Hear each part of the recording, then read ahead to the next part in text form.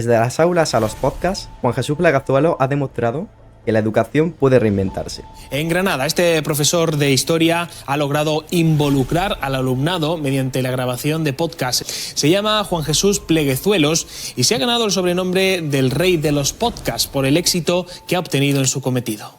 ¿Cómo crees que afectan las redes sociales al aprendizaje y al pensamiento crítico? Y si realmente son tan malas como dicen, o hay algo bueno que las podamos sacar. Yo me la aprendí de memoria, yo me la aprendí de memoria por completo. Sí, nada, no quería dejar ningún hueco, ningún fleco suelto. Ya el día anterior, el día antes del ensayo, yo ya lo llevaba de memoria. ¿Qué le dirías a un estudiante que odia la historia?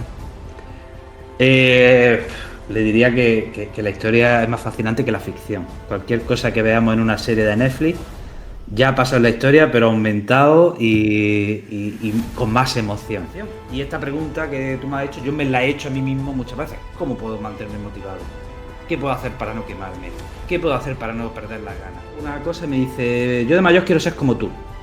Pero se fue y yo no sabía si me lo había dicho o de cachondeo o me lo había dicho de broma o tampoco me lo decía muy en serio. Se me quedó esa frase grabada. Oye, distorsiono mi voz con inteligencia artificial. Estoy publicando libros también bajo seudónimo, porque es que ya es tanto lo que ya me estoy creando como varios personajes en redes, ¿sabes?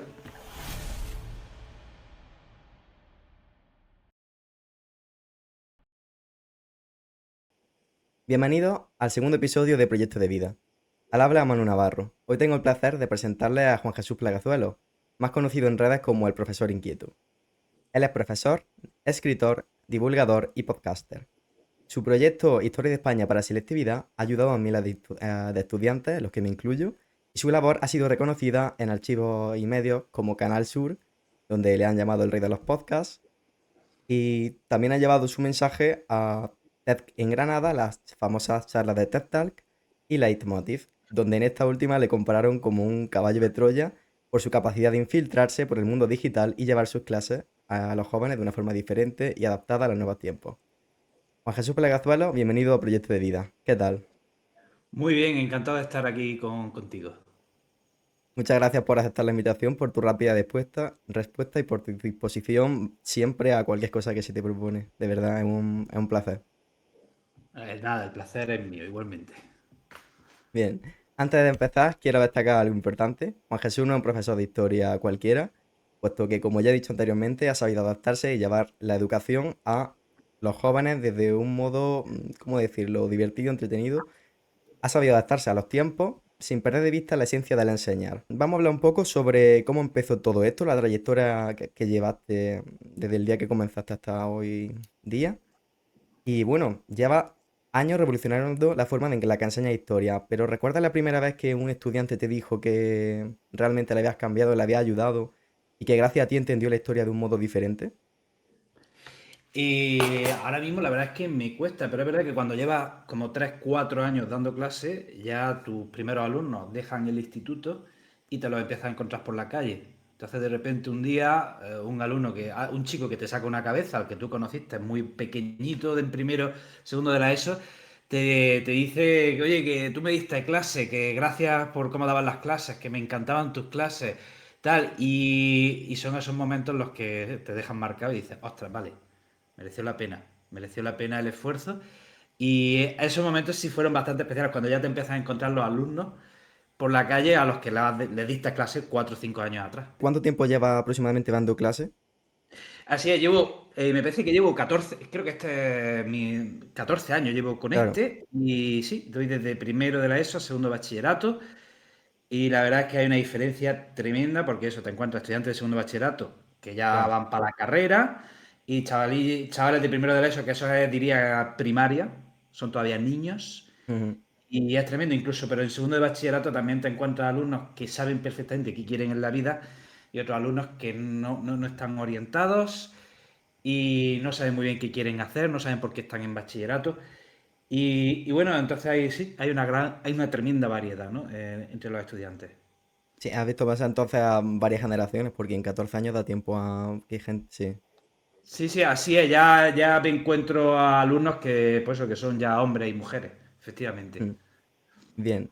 Quiero preguntarte también, ¿cuándo fue el momento de tu vida que descubriste que querías dedicarte a la historia, pero más concretamente a ser profesor de historia? ¿Hubo algún punto de inflexión, algún profesor que te incitase, quizá?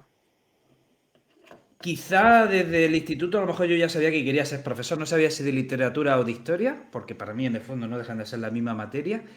Y yo desde el instituto pues me gustaba ya mucho el teatro, me gustaba mucho la historia, me Ujú. gustaba mucho la literatura y quizá ser profesor de historia es la profesión que me ha permitido aunar todas esas pasiones. Y ya si le sumamos el podcast, porque también he sido un gran amante de la radio, pues entonces sí, creo que estoy haciendo o he elegido bien cuál era mi vocación.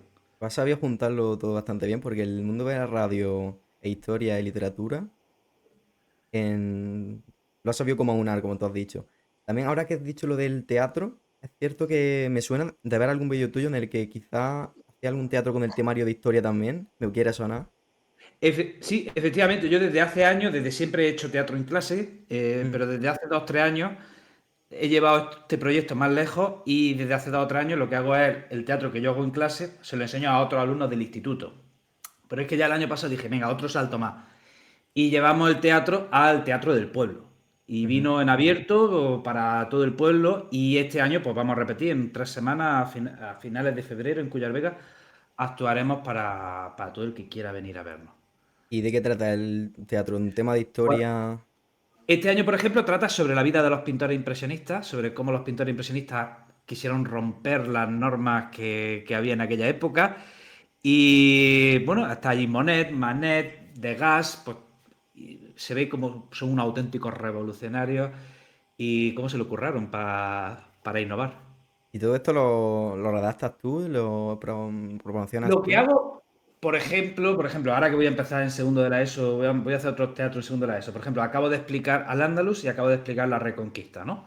Pues, Ajá. ¿qué es lo que hago? Se divide la clase en 5 grupos y cada grupo, pues, le doy una idea. Por ejemplo, la llegada de Ramán a la península ibérica es un grupo. El otro grupo, la batalla de Covadonga. Otro grupo va a hacer las Navas de Tolosa. Otro grupo representa, no sé, los Reyes Católicos. Cada grupo hace un teatrito de 5 minutos, se inventan ellos el diálogo y luego un día representamos en clase, ponemos la clase en forma de anfiteatro y un día pues cada grupo va a hacer su obrita de teatro que ya digo dura 5 minutos y bueno, ese día hacemos una pequeña fiestecita, ¿no? En clase. Claro, y quizá de ahí surgen ya ideas que a ti te vienen pues para luego hacer la representación allí o directamente el Eh, teatro que se hace ahí. Y si esa obra ha salido Ah, bien, si esa obra sale muy bien, pues ya nos pensamos en claro. invitar a otros alumnos, invitar a hacerla para todo el instituto, así. Ujú. Bien.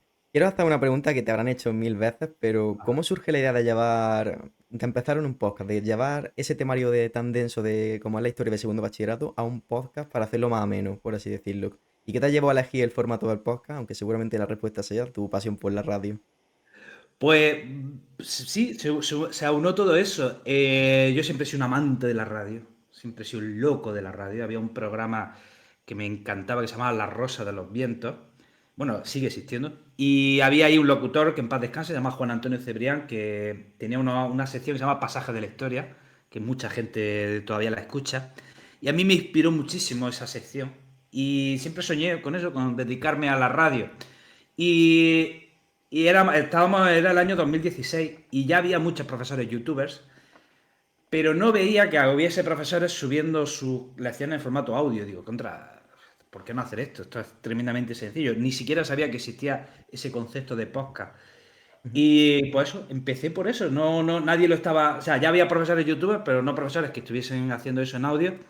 Y de ahí que se me ocurriese la idea. Luego también ya en 2016 la adicción a los móviles ya era un problema que se estaba. Entonces, digo, bueno, ¿y si enseñamos a los alumnos que un móvil es una fantástica herramienta de estudio? Y por ahí vino. Claro, porque tú has vivido en primera persona lo que podríamos decir como revolución digital completamente, porque desde estos 2015-16 hasta actual, a día de hoy con la pandemia de por medio, es que ha sido un cambio completo. Pero tremendo. Tremendo, efectivamente. Por aquel 2016 Instagram todavía pues, era una Mm. aplicación casi para fotos solo. Y, y yo ya empecé también a usar Instagram para temas educativos, para hacer directos. Y es verdad que desde la pandemia ha sido una aceleración que ya cuesta seguir el ritmo. Ya es muy difícil. Esto se ha metido la quinta Mm. y ya, pues eso ahí, no sé si una burbuja de información, de contenido. Y es verdad que había una revolución tremenda en eso. Ahora que hemos sacado un poco el tema de redes, quiero preguntarte porque, claro, ahora se utilizan en la educación prácticamente a diario, lo digital, las plataformas digitales. Y en tu libro Atrincherado en las redes, que estoy investigando un poco de qué iban, habla sobre la polarización que se genera, estas burbujas, polarización. ¿Cómo crees que afectan las redes sociales al aprendizaje y al pensamiento crítico? Y si realmente son tan malas como dicen, o hay algo bueno que las podamos sacar. Podrían ser fantásticas herramientas, podrían funcionar para cosas maravillosas, podrían ayudar muchísimo, pero en general están haciendo más daño que otra cosa, en general. Y ya digo, bien utilizadas podrían ser increíbles y una muy buena herramienta. Pero ¿cuál es el problema? Que las redes sociales causan adicción. Por mucho que queramos y digamos, es complicado controlar el hacer swipes, el ir buscando otros reels, otros TikTok. Otro problema es que el contenido nocivo, por ser amable, ya es inmenso, se desborda. Por mucho que tú entres en redes sociales a buscar cosas útiles y contenido de valor, el contenido Acaba en otro. nocivo te sale y es inevitable, imposible no verlo. Y todo eso ha hecho que en general las redes sociales estén haciendo más daño que otra cosa. Por otro lado, también la capacidad de distracción es tremenda. Cómo nos distraen, cómo nos restan concentración. Entonces, y a pesar de todo lo que he dicho, pues yo amo las redes sociales. Ojo, Mm. que a pesar de todo lo que estoy diciendo, amo las redes sociales. Me encantan las redes sociales. A mí gracias a las redes sociales, he cumplido mis sueños. Entonces, con todo lo que he dicho, pues mira, aún así digo que yo amo las redes sociales y que benditas sean y ojalá no las quiten. Y ahora que lo dices, quiero felicitarte porque vi ayer que subiste de tu enero, tu resumen de enero, 125.000 reproducciones. Increíble. ¿Qué se siente ver estas cifras? Pues la verdad, yo empecé a subir las estadísticas hace como 3 4 meses, Ujú. pero no es una cosa que yo la he mirado hace años. Yo, de hecho, cuando mi podcast, para el que no lo sepa, hubo una época en Historia de España, de mi podcast, Historia de España para la Selectividad, que fue número 1 en Spotify. Y ya por entonces ni siquiera yo miraba las estadísticas, ni las publicaba, ni las subía, ni nada, pero me doy cuenta que estas cosas o muestras tus números y muestras tus datos, o hay mucha gente como que o no se lo cree, o no se lo toma en serio, Ujú. o llegan otros que tienen 10 veces menos que tú y parece que han conseguido una cosa. Entonces ya digo, mira, voy a mostrar cada mes la gente que me escucha, porque sí, la gente que sepa que mis podcasts que están ahí, que se escuchan mucho y que hay una gran comunidad detrás de mis podcasts. ¿Sigues notando que el de Historia de España para selectividad como que es el que sigue siendo el más top, el que más reproducción tiene, sobre todo en estos meses pre-BAU? Sigue, o sea, no miro las estadísticas, pero porque, por ejemplo, en esas 125.000 descargas que tuve en enero, ahora tú Ujú. me preguntas, yo tengo dos podcasts principales, uno es Historia de España para la selectividad y otro es Historia con el móvil. Y tengo Historia del arte para la selectividad, pero tú ahora me dices cuál es la proporción de cada podcast y no te sé, Sí. en un minuto te lo podría decir, pero que no lo suelo mirar. Y quizás mejor no estás tan pendiente de los números si...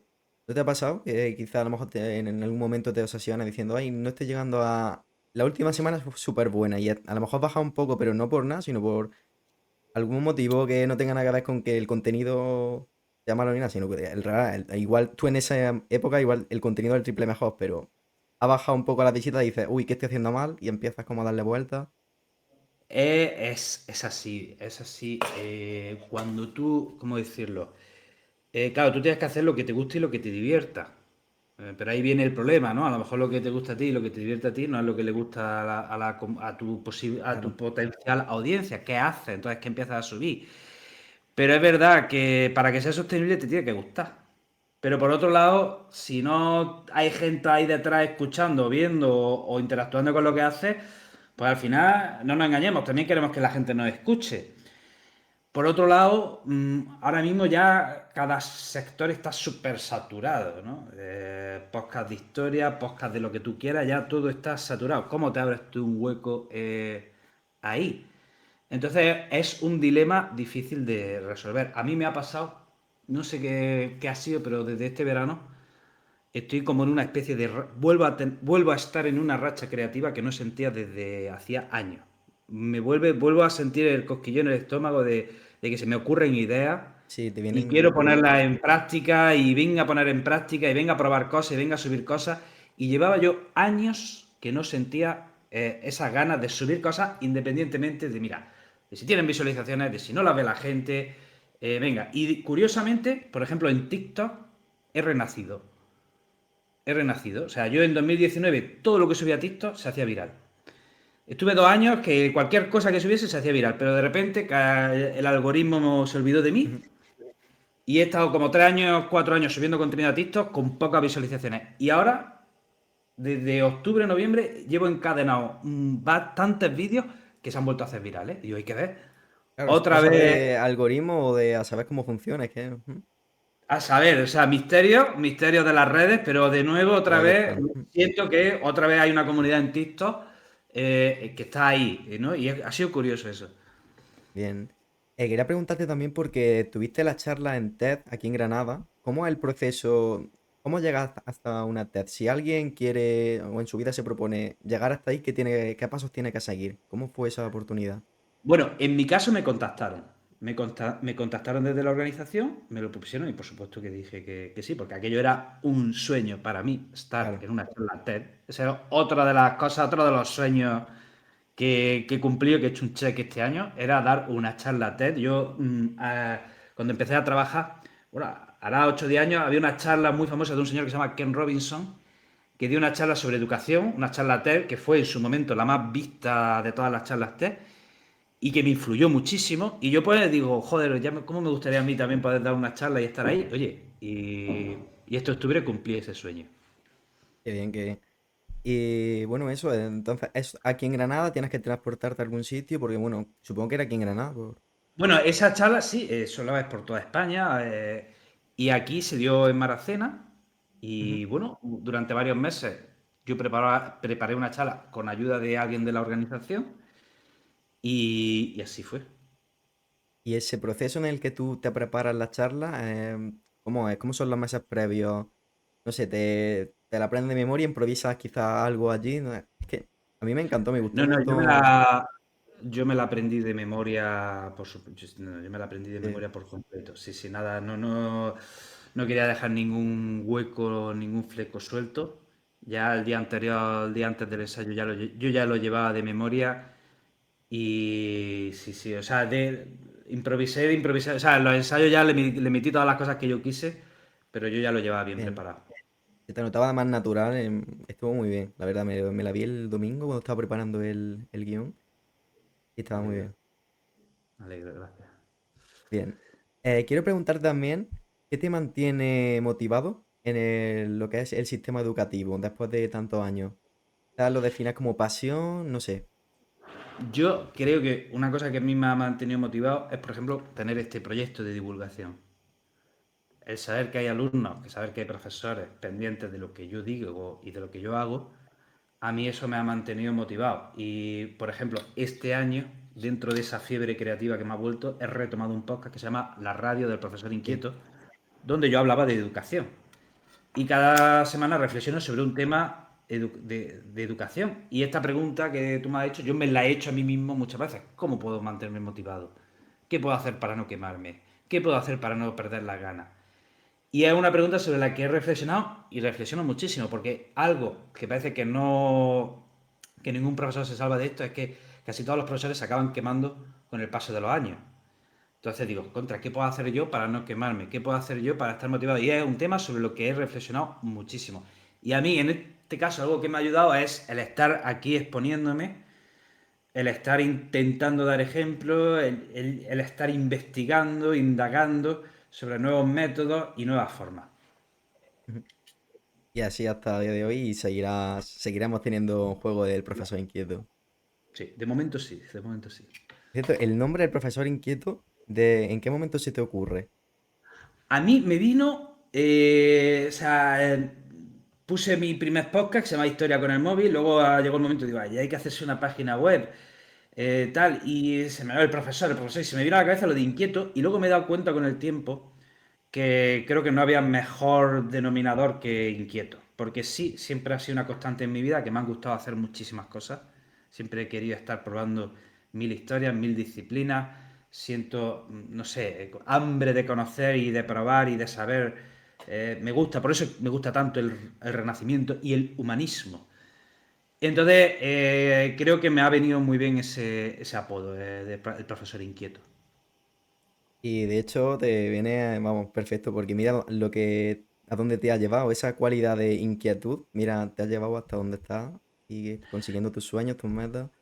Fíjate, en principio esto no es una cosa buena. A la gente, el consejo que hay que darle a la gente es que te centre en una cosa. Se dice aquel dicho de quien mucho abarca, poco aprieta. Poco Bueno, pero aprieta. yo, como yo no entiendo ese consejo, ni sé aplicarlo, ni creo que vaya a aplicarlo ahora, pues yo he utilizado las redes para, no sé, para conocer, aprender y experimentar. De hecho, fíjate, o sea, es tal lo de la cantidad. No sé si he creado ya 13, 14 o 15 podcasts tengo creados. No recuerdo el número, ni yo lo sé. Pues he creado hasta más podcasts que ya distorsiono mi voz con inteligencia artificial.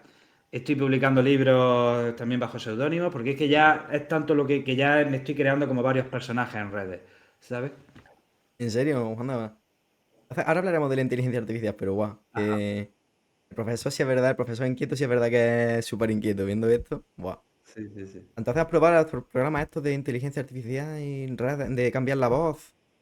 Hay programas que te pueden distorsionar la voz. Sí, sí, sí, sí. Y no Hay. suena robotizado ni del estilo, ni... No, la verdad es que no suena, de momento suenan raros. Sí. Suenan raros, Pero la bueno, todo verdad. esto irá avanzando y que lo que pasan 2 años ya, vamos, como está yendo la inteligencia artificial, Y en 2 meses. Y en dos sí meses, o que... sea. Sí, sí. Bien, quiero preguntarte algo porque con mis profesores me ha pasado que últimamente, sobre todo a partir de la pandemia, dicen que, claro, ahora con la incorporación de Classroom, correo, tal, como que esa desconexión del trabajo ha desaparecido un poco. ¿Qué opinas de esto? ¿Tú has llegado a mantenerte desconectado? O claro, igual tú estabas un poco acostumbrado porque si llevas con los podcasts desde 2016, no sé, cuéntame un poco. A lo mejor yo estoy acostumbrado porque de siempre mi Instagram siempre me han escrito cada día muchos mensajes. Pero eso es verdad que hoy día el móvil te puede llegar continuamente, te llegan notificaciones, correos, mensajes de padres, de alumnos. Entonces, pues tienes que tener la disciplina, pues, de que llegue el fin de semana y no mires el correo del instituto, de que no de que desactives las notificaciones. Tienes que tener esa disciplina. Mm, Luego es verdad que los alumnos te pueden contactar continuamente y a veces te contactan para cosas que a lo mejor no son. O sea, dices, esto es para hablar en clase mañana, mañana te voy a hablar en clase, mañana te responderé en clase. No es para que a las 8 de la tarde yo te tenga que responder este correo, claro. porque eso mañana tú y yo nos vamos a ver y te voy a responder en clase, que es donde debes preguntarme esa duda. Verdad, eso está ahí, porque parece que, no, como ya pueden acceder a ti, te pueden ya escribir en cualquier momento para cualquier cosa y tú tienes que responder. Eso es verdad que es un problema que yo me lo he planteado mucho. Mm. Pues quizá haya que como que regular eso, como he pensado mientras lo contaba en lo del típico empresario que tiene el móvil de la empresa y el móvil personal, pues quizá llega un punto, ¿crees que la educación puede llegar a eso? De que un profesor, bueno, igual la hay, que Eh, no. Está ya un poco ahí, porque, o sea, si yo tengo 120 alumnos y de los 120 alumnos, pues todos los padres pueden contactarme cuando quieran, tengo que estar yo respondiendo mensajes y correos que muchas veces son pertinentes, pero otras veces son dudas y cosas que digo, no, esto yo lo voy a resolver con el alumno en clase en un minuto. Mm. En un minuto. Porque a veces era un padre que te escribe, oye, ¿la libreta cuándo la va a entregar el niño? ¿Cuándo tiene que entregar el niño la libreta? ¿Cuándo no sé qué? ¿Cuándo es el próximo examen? Son cosas que dices, es que se lo voy a Sí, es que explicar a su de hijo, no se clase, preocupe, claro. Mm. ¿sabes? Bien, hablando un poco del futuro, de lo que se pueda saber, porque tampoco los proyectos quizás no te gusta ponerlos hasta que estén hechos y tal. Eh, ¿Tu mayor sueño en esta trayectoria, crees que ya lo has cumplido? ¿Te falta algo por cumplir? ¿Cómo te gustaría que recordaran tu trabajo en unos años?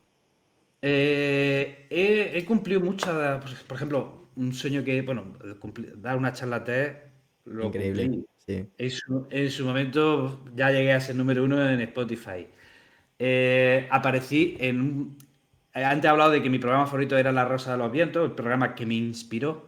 Y no sé si lo sabe la gente, pero bueno, buena parte del equipo de La Rosa de los Vientos tiene otro podcast que se llama La Escóbula de la Brújula, que es de los más escuchados de España, que es de historia, y me invitaron. Estuve con ellos. Y para mí fue un sueño estar allí, con la gente que 20 años atrás me Han sido había. referentes. Mm. Entonces, sí he cumplido muchos sueños, muchas cosas que había soñado y visualizado, las he cumplido.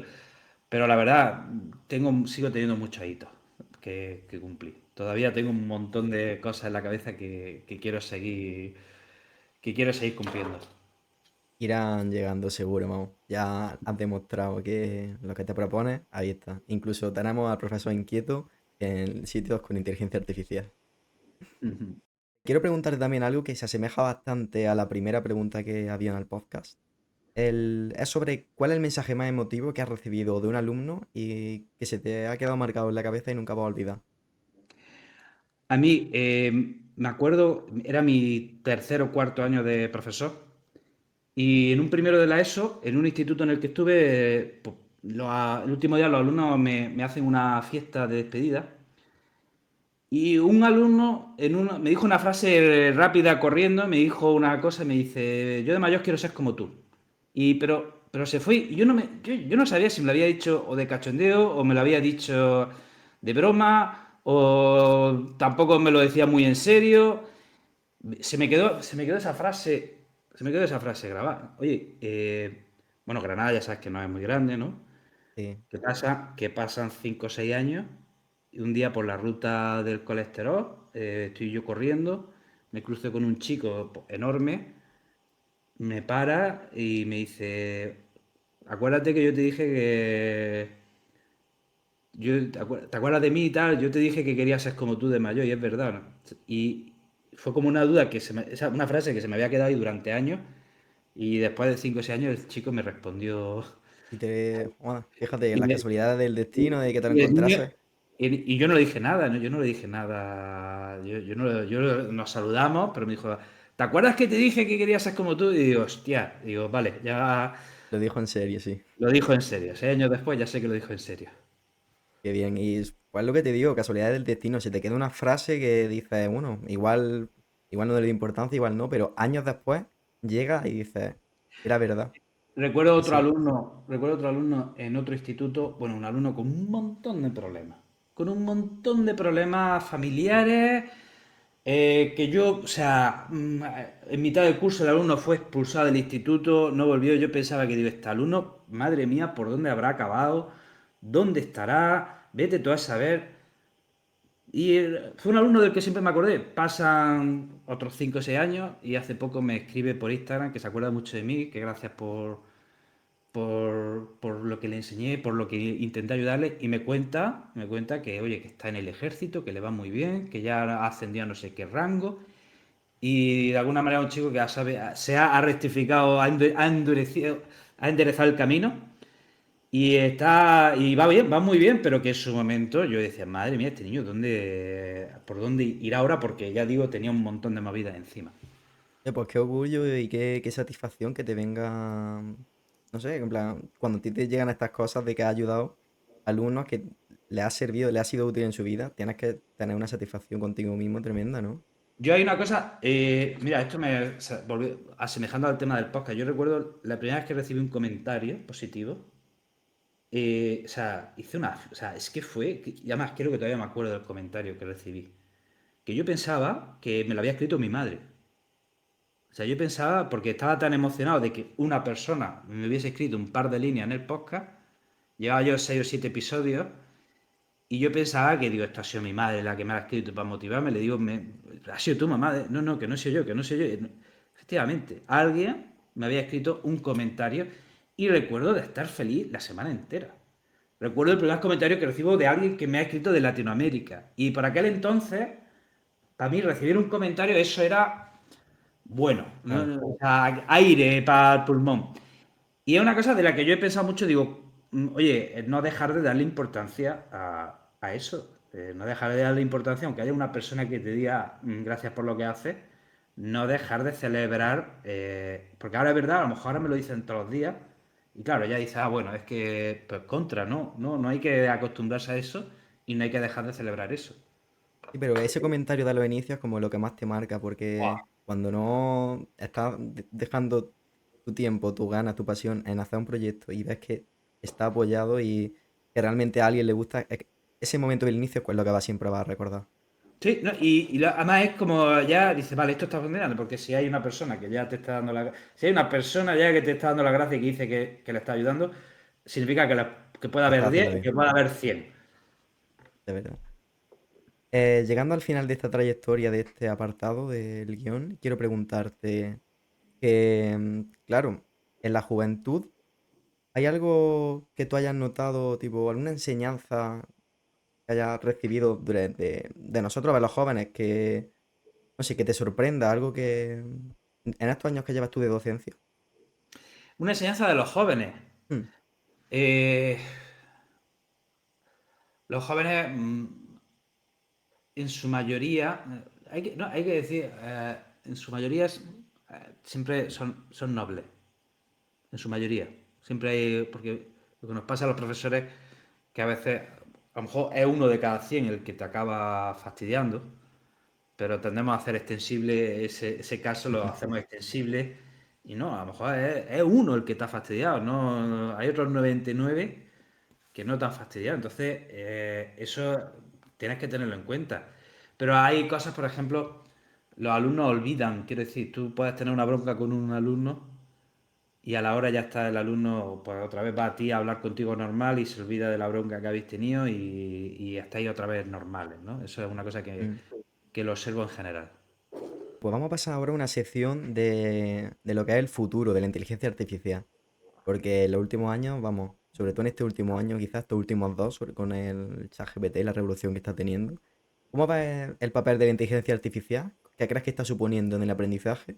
Si puede tener puntos positivos, si tiene puntos negativos y en la enseñanza en general, ¿cómo está yendo?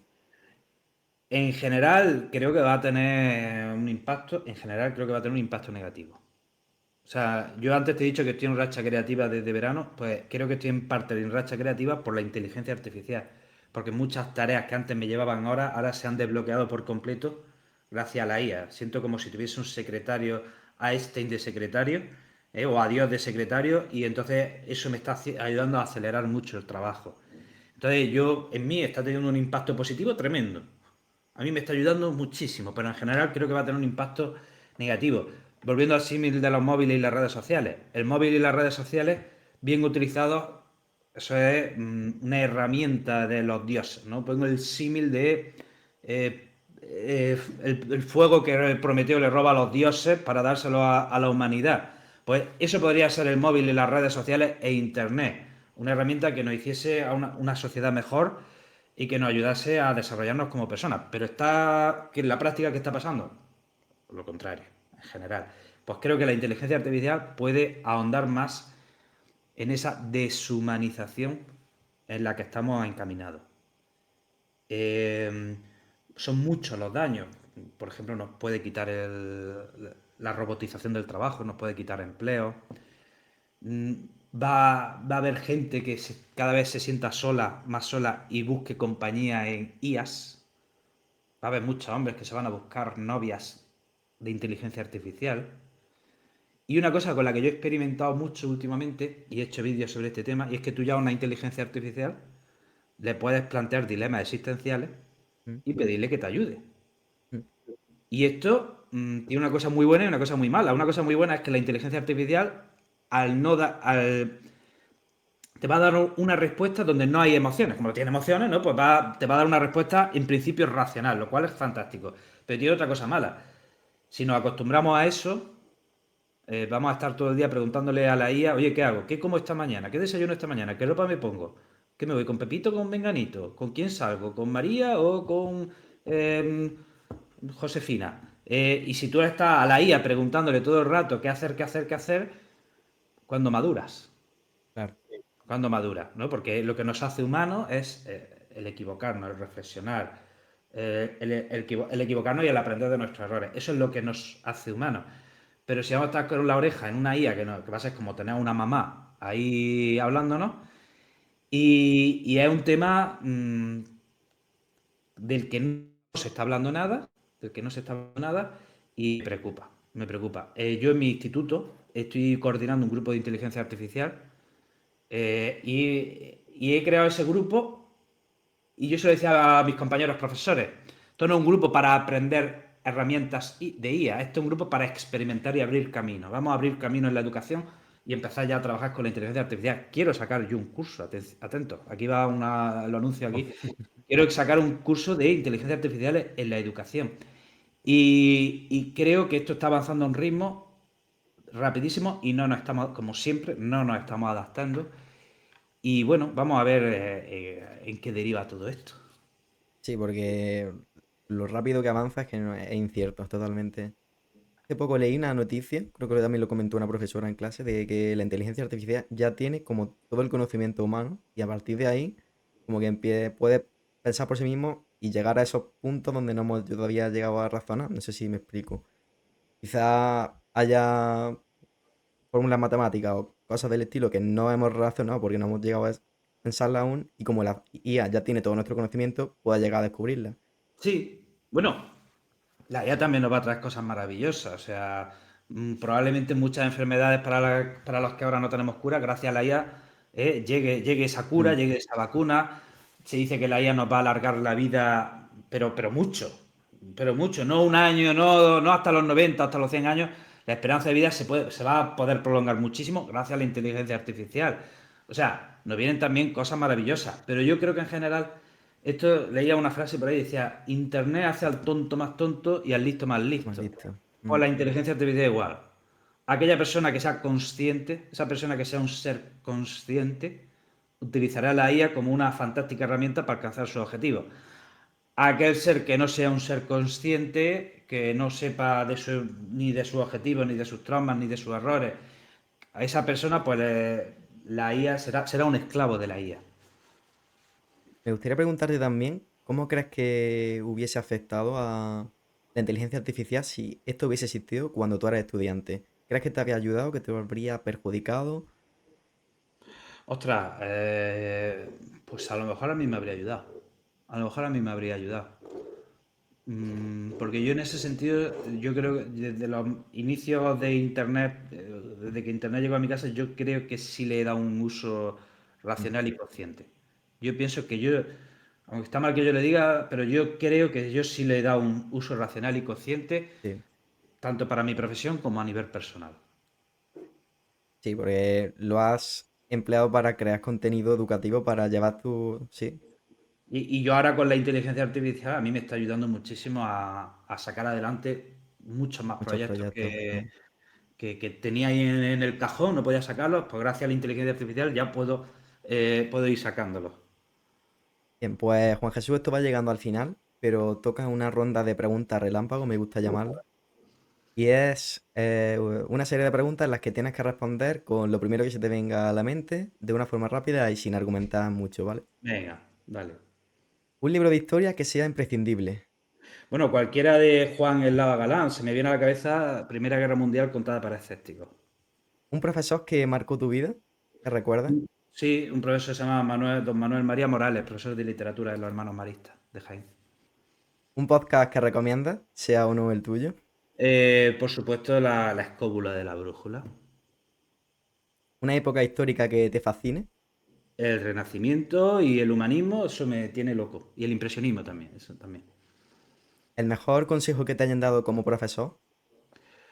Pues, hostia, ahora no me acuerdo. El mejor consejo, mira, el mejor consejo que me han dado como profesor me lo doy yo a mí mismo. Aprender a perdonar.